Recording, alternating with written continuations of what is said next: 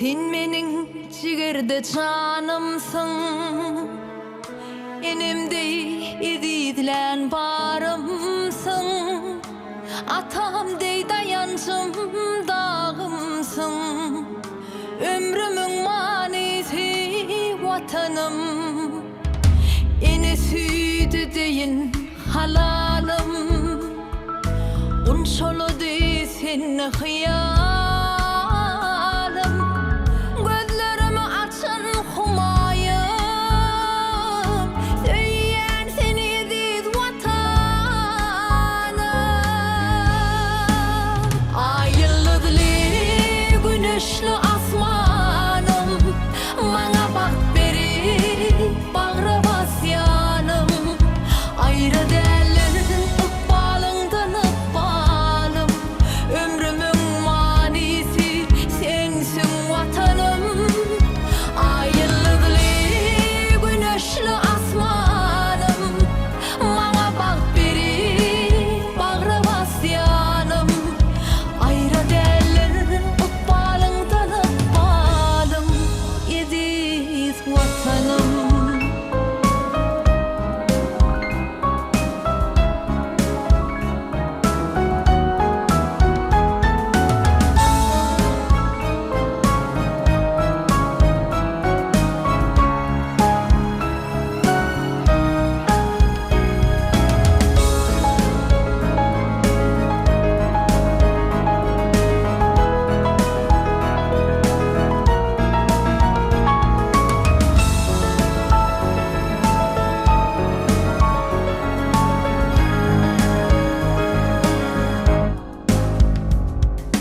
Dağı düzü göğe erensin, bana sücü ömür verensin.